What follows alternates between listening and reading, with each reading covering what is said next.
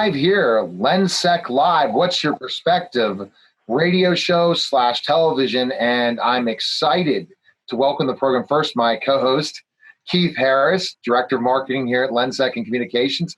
Keith, how are you? And, we just continue to have these really great conversations with really good guests. Oh, yeah. Things are going well here. We're rocking right along. Happy to have Jake Parker from the Security Industry Association along with us today. Yeah, so we're excited to welcome Jake Partner from the Partner Alliance for Safer Schools, and also SIA. Jake, thanks for stopping by. What's your perspective? Thank you. All right, so let's kind of hit it off by learning a little bit more about Jake, what his responsibilities are with, first of all, SIA, and then the PASS. Sure. So I'm wearing two hats today. One, as I'm currently the Senior Director of Government Affairs with the Security Industry Association. We're a trade association that represents about 1,000 security solutions providers. And I work in government affairs. It heads up our legislative and regulatory initiatives, and also is worked for a long time on school safety issues as far as increasing grant funding available for those purposes. Very interesting. And with PASS, I'm a member of the board of the Partner Alliance for Safer Schools. That is an organization that SIA co-founded with several other organizations. And I think, Jake, you see the need for the PASS, which we've talked about in so many different broadcasts that I've been able to interview a lot of your people that are involved in this, because, again, schools need to have specific guidelines. There are guidelines available, but something that's available to them and having the resources that you have at your fingertips with the PASS. Yeah, I'm really proud of what it's been able to achieve so far. And just, I apologize if I'm duplicating what some of your guests might have talked about, but basically, this really came together after the attacks on Sandy Hook Elementary a number of years ago. And our industry realized that there wasn't an established set of guidelines that would help school administrators figure out what their security posture is in a coordinated way, and then figure out where they need to make needed improvements. And so they came together as a way initially for industry to provide uniform guidance. And they produced the first safety and security guidelines for K-12 schools back in 2015. But what we've done more recently is really expand and update that guidance about a year and a half ago. And with the input additionally of many other organizations involved in the school safety spectrum. And so as of today, this is the PASS K-12 school security guidelines is really the most recognized information about how to secure schools facilities that's out there, and the most comprehensive. We had Guy Grace on back in, I believe it was May, if I'm not mistaken. And he did a great job kind of telling us what the current situations are in schools, and gave us some highlights looking towards new guidelines that will be coming. But PASS really has done a great job of presenting some good information, like, as you said, for school administrators, but also for the security industry as a whole. There's many, many integrators who know a lot about security, but they might not know as much about schools. And so these guidelines really help them get focused and point towards the right things that they can do to engage with their school customers. That's a great point. That's definitely one of the objectives here, is to get industry kind of on the same page. And as you said, security has some basic tenets, is applied anywhere, but in the K-12 setting, there's really specific considerations that need to be made. And so that's the idea here, is to help industry coalesce around a set of guidelines specific for that implementation. How many, because we're going to talk about now the question about the new guidelines that are being written as we speak, how many different editions of guidelines have you guys had so far for the PASS since its inception? So right now, what we have on our website that's available for free, anyone to download, is version 4. And that was done about 18 months ago. We're getting ready to update with version 5 here within the next 4 weeks. We'll be releasing that. which is really kind of an incremental update. But one thing we're doing is we're linking out to a number of really good resources we recommend from other organizations we're working with, for example, in the school safety space, like the National School Boards Association, the School Psychologists Association, and others. But we've chosen to make the guidelines really specific to facility security, kind of staying in that lane. But we're also including some more information about code compliance, which may vary by state and jurisdiction, to help folks navigate that. And probably the biggest, and then one other thing we're doing, is include some example documents of various types of school safety plans that can be used to create new ones. So that's something we didn't have before. But probably the biggest difference is we are including an emerging technology section because, I think overall we're trying to present a consensus view of what needs to happen in K-12 school security in the tiered way that we talked about before. So for that reason, fairly conservative, about emerging technology. But at the same time, everyone has to plan ahead for the future. And there's a lot of questions that we've encountered about some school security technologies that I think really need to be addressed looking forward. So we've included a new emerging technology section, and it talks about some things where there's been a lot of interest from school safety professionals. For example, implementing vape detection technology. I know it's a huge problem in high schools around the country. Is the problem with vaping. And then just with the COVID-19 response and the reopening of schools, which is really all over the map in the country right now as far as the pace of that. Some thermal imaging cameras have been something that people have talked about, and other ways of screening for temperature. It's very challenging to implement that correctly. We'll include some information on that. And then also passive weapons detection, something I'm actually pretty excited about, the possibility of being able to screen for contraband and for dangerous articles that might be brought into school in a very non-invasive way, in a way that doesn't impede flow in and out. And I think that's really promising technology. And then lastly, we've heard a lot this year about facial recognition, and that's certainly an emerging security technology that there's interest in as far as protecting K-12 campuses. Kind of going into them, talking about those guidelines is very interesting. When do you expect them to launch? I think it'll be in the next month. I can't give you a specific date, but hopefully at the beginning of September, we'll have that ready to go.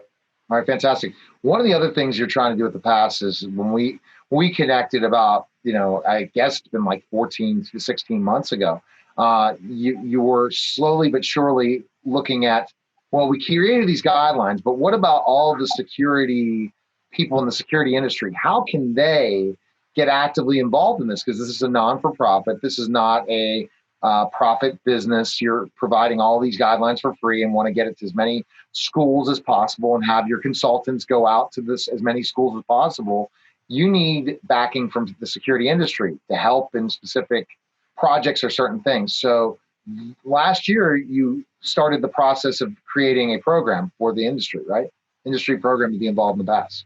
Yeah, and I'll just provide you an update too. Like in July, we PASS became a 501c3, so an independent organization. Prior, it was a coalition of associations and other groups, and so its status as an independent organization has been more formalized now. And then also that gives us the opportunity to create a more structured PASS partner program, which is something we've talked a lot with industry about in recent months, but we're going to be formalizing that and rolling it out in the fall.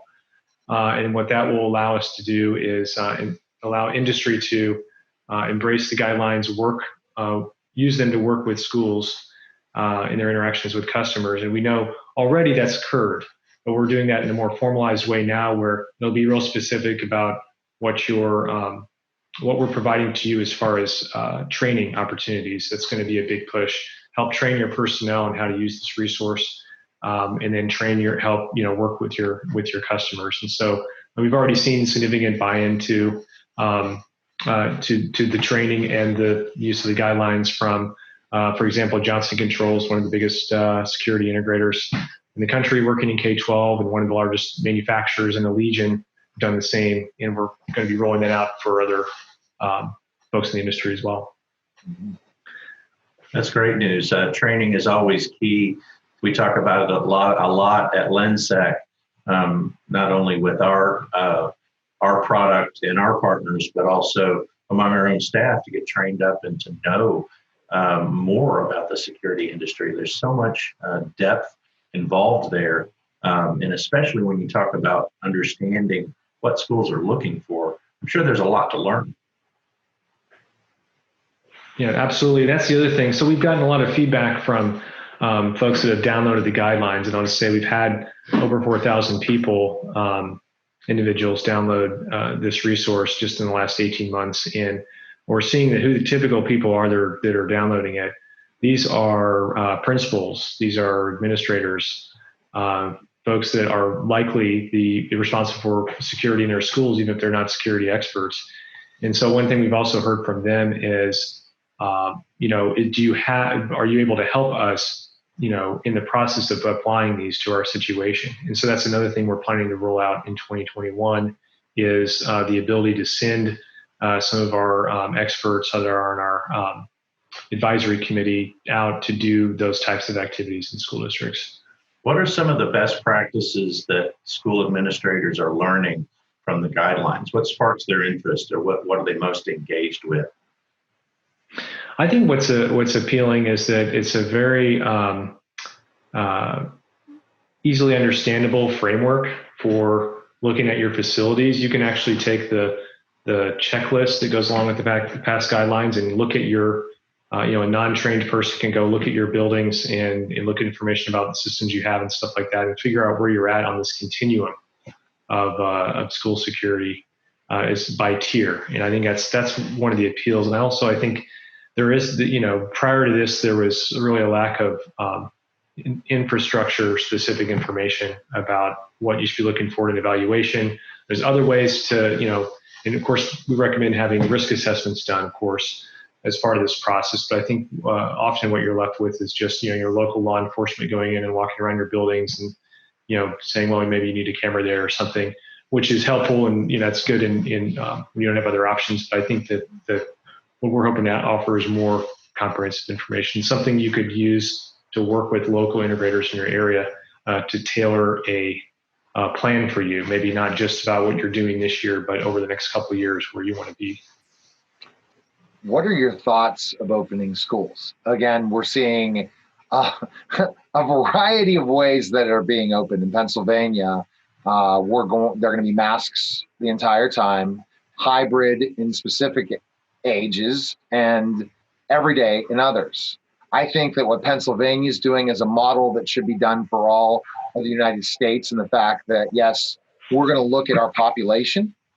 We're going to look at hybrid versus not hybrid. Like, it was very interesting. I spoke to a higher up in teachers union, and she basically brought up the thing that certain kids need to be taught 5 days a week in the school. And those are special needs kids. There are specific people that have certain issues. They need to be if the school is opened up.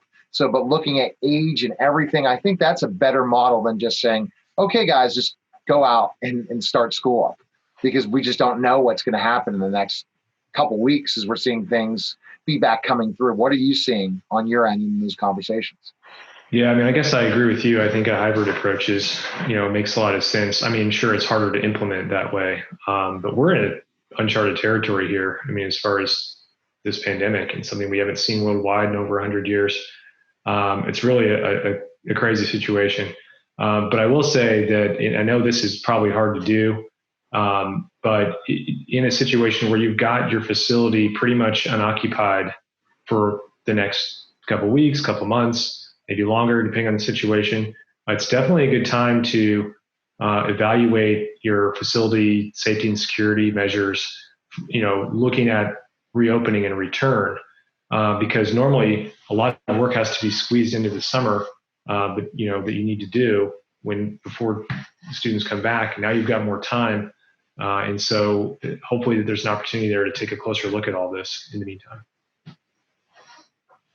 Yeah, getting the kids back into school is, I think, on everyone's mind. Then it makes it difficult on everybody. It makes it difficult on the teachers trying to understand how kids are getting their work done. It makes it difficult on the parents, and it certainly isn't easy on the kids. When you're talking about monitoring and making sure that guidelines and rules are followed, you can leverage your security tools for operational use in that regard. How do you see schools being able to do that as they start to bring kids back in? Yeah, there's been a lot of it. Definitely a lot of talk about, online security needs, and making sure that, a lot of students are accessing their schoolwork in their classrooms through, various types of technology. And I think that's obviously the cybersecurity concerns there is a huge issue. Just, in Virginia, this spring, I remember, and this is in our area, there was an issue with kind of people dropping, like Zoom bombing their classes, and just a lot of weird things that were going on, where you need to protect kids from that element. So I think that's probably been the biggest focus. But even operationally, schools can monitor activities in and around their campuses as people come back into play on campuses. So they might be able to do, for example, we've talked on this show previously about contact tracing for tracking activity through a building, using security tools as an operational method as opposed to just your standard security method. So I think that's a way that schools could potentially leverage some tools that they already have in place to be able to keep people where they need to be at the right times. Absolutely. Well, Jake, I appreciate you coming by. It was such jam-packed with such great information. People, remember, like and share this everywhere you can on any of our social media platforms and different places, because this is a great resource, especially the PASS, to check it out. So where can we go? Best information, Jake, on the website for PASS. So passk12.org. Just visit our site and you can download both the checklist and the guidance for free.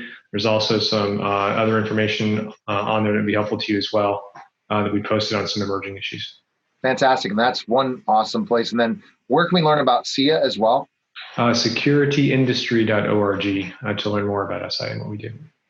So you're a busy guy, Jake. I appreciate coming on, but you're a great resource, you and Kara, and we're working on a lot of interesting guests involved with SIA for what's your perspective, and also my syndication. So there's a lot of awesome things coming up. And Keith, anything to add with the awesome information Jake provided for us today? Just make sure you go check out the guidelines. We also have them on our website, lensec.com, under the education vertical market. And we'll be updating those as the new guidelines come out. But the PASS guidelines, Partner Alliance for Safer Schools, are a really good tool that school administrators and people within the security industry can go to find out how to engage with your school and how to leverage the best security solutions that are out there, and scale those to your specific needs. So I really do recommend it. Find those at passk12.org. Fantastic. Thank you, Keith, again. Thank you, Jake. And everyone needs to go to lensec.com/live and check out all of our other live broadcasts and all the different social media channels at LENSEC. You can figure out how to follow us in all those places. Appreciate, again, everyone watching What's Your Perspective and listening to What's Your Perspective. And take care, and we'll be talking very soon. Thanks for the opportunity.